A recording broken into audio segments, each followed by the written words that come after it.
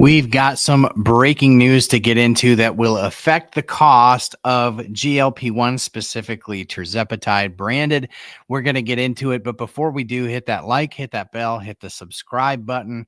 Make sure you get notifications for everything we do on this channel because we bring you breaking news as it happens in only the way that On the Pen does and can. So thank you for being here and thank you for being the best part of what we do here at On the Pen. Eli Lilly announced that they're raising the price of Mounjaro in the UK by up to 170%, and people are already asking some big questions. Now, the first thing you need to know is that when we talk about Mounjaro in the UK, we're also talking about Zepbound, because whether you're getting Mounjaro in the UK for obesity or diabetes, you're getting Mounjaro. There's no Zepbound there. So we're sort of talking about both of the same medications interchangeably. And the biggest question that people saw when the cost went up today, or when the announcement came that the cost will be going up in the UK, is this Pharma's way of fighting back against the US most favored nation's drug pricing reform?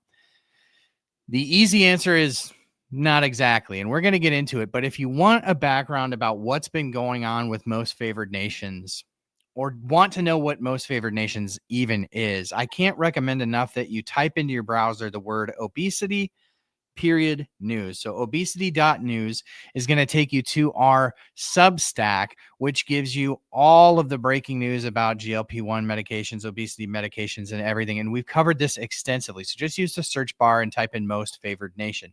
You'll get the whole background, everything that you need to know. But essentially, it was an executive order that the Trump administration put into place, something that they tried to get through at the end of their last administration.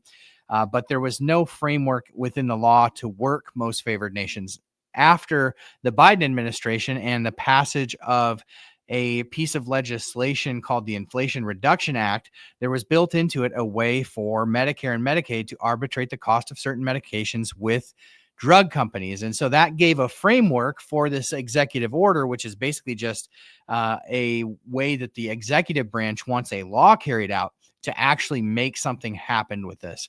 So is the raising of price. So let me back this up a little bit. So most favored nations is this idea, this executive order that is a plea to big pharma to basically lower the cost of prescription drugs in the United States to where other nations like the US are paying. So in order to rebalance how much the United States pays versus the rest of the world, there's a huge gap between what they pay in the United Kingdom or Canada or Australia for these medications, or any medication, and what we pay in the US.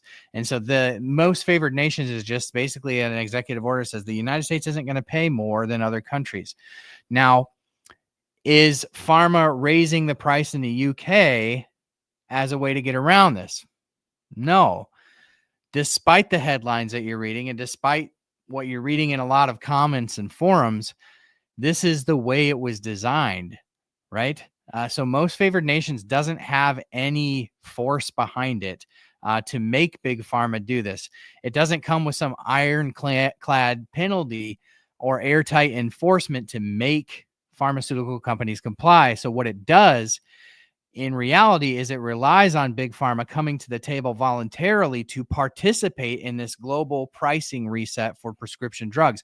And the only way to make this happen is to give pharma something in return, right? They're not just going to give up their profits in the United States. How do they get that back? Well, they get it in terms of most favored nation by equalizing what the world pays on balance.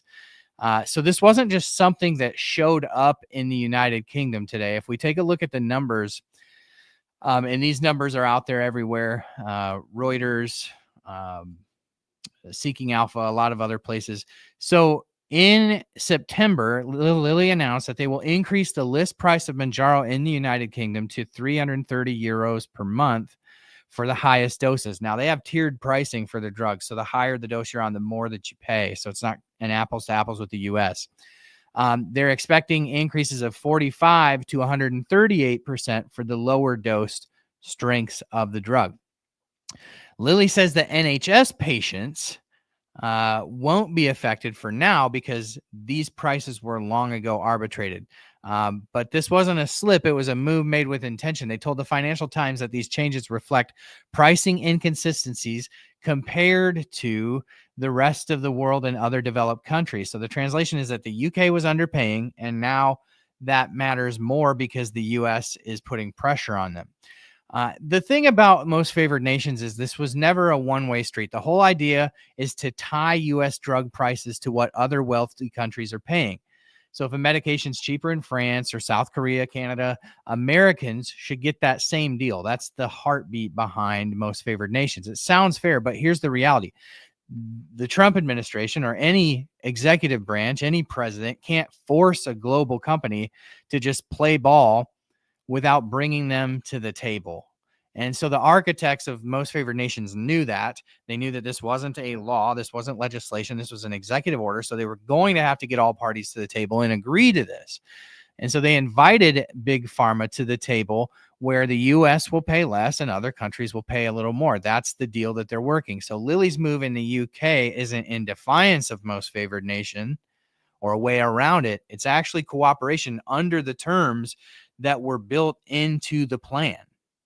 So what does the U.S. get if they're going to raise the price around the world?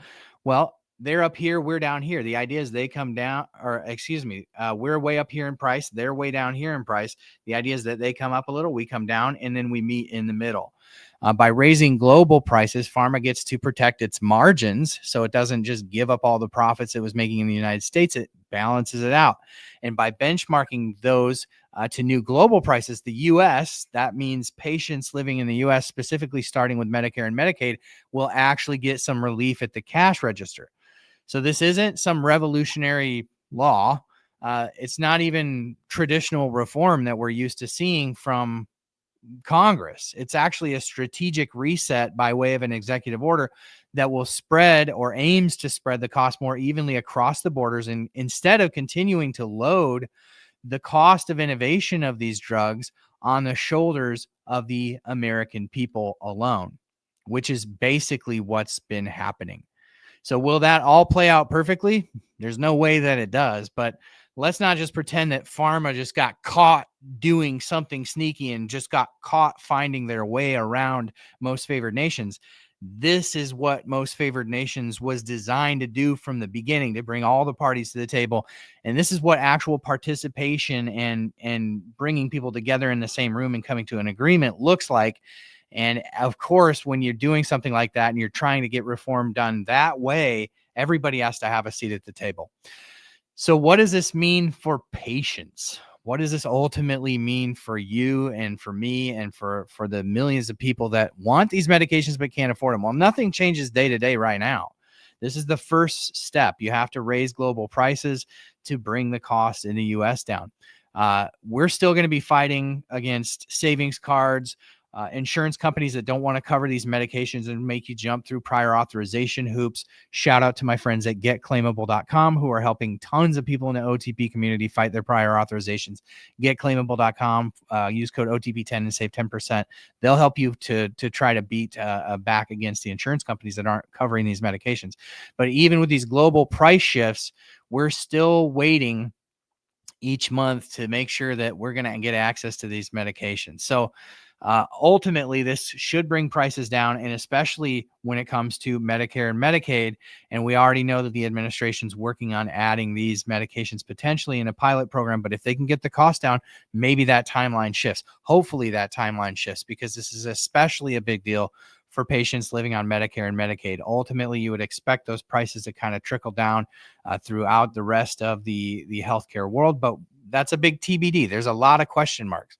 So to kind of recap what's going on in the news today, this wasn't some sort of big pharma rebellion against most favored nations. This is actually cooperation with the administration on this, and probably a good signal for the price of these medications to come down in the U.S. The U.S. basically said, you're going to lower the price of your prescription drugs to what they pay around the world. And then pharma said, fine, but you need to help us raise the floor around the world.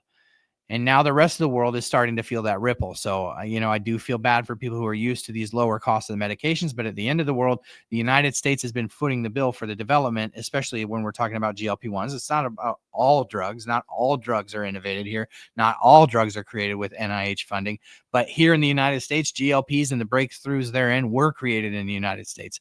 For those who are going to shout out and say, yeah, but semaglutide came from a Danish company. Well, they got that innovation because they bought it. It was created here to begin with. So the rest of the world's starting to feel that ripple. So I mean, it's unfortunate for those folks needing access, but it's for Americans who have been footing the bill. And if you've dealt with, I mean, we're so in this box when we talk about GLPs. It's a small box. GLPs aren't even the worst offenders of the cost of medications around the world. My wife takes a rheumatoid arthritis medication that's 20 years old that still costs $4,000 a month. $4,000 a month. And they're paying hundreds in other countries. If you've lived with chronic disease and been in the system for long enough, you know that we have been absolutely footing the bill for the advancement of a lot of these medications that treat chronic disease in the United States. And we have to find a way to balance it out. Research Plus says, see my comment in your prior post. Lilly only raised the price to match the rest of Europe because they were the first to launch. Lilly has actually said this is related to most favored nations. So that we do know that this is probably part of both, right? Two things can be true at the same time. We've heard, if you followed the earnings call research, you can go back and watch our video where we recap the earnings call from Lilly from last week. They definitely said that they intended to comply with most favored nations and work with the administration there. One of the big things that they said in that was that they needed the administration and the U.S. government to come to the table and help them get that done via trade levers that the government has to pull. And so this is cooperation, is what we're seeing here. So that is what's going on. Before you leave, if you have any questions, you can drop them in the comments here. But before we leave, I would just simply ask if you would hit the like button, hit the thumbs up button before we go. Drop a comment if you have a question for me. You can always send me an email to dave@onthepen.com, where I will try my best to get back to you on your questions that you may have. And then always subscribe here. If you're listening on the podcast, a 5-star rating and review goes a very long way to helping us to continue to build out what is the first patient-centric obesity medicine news platform, which is empowering you to have more competent and confident conversations with your doctor. If you find that to be a valuable thing in your life, all I ask is that you share the video somewhere and make sure that you're subscribed. Thank you for being here. Thank you for being the best part of what we do at On the Pen.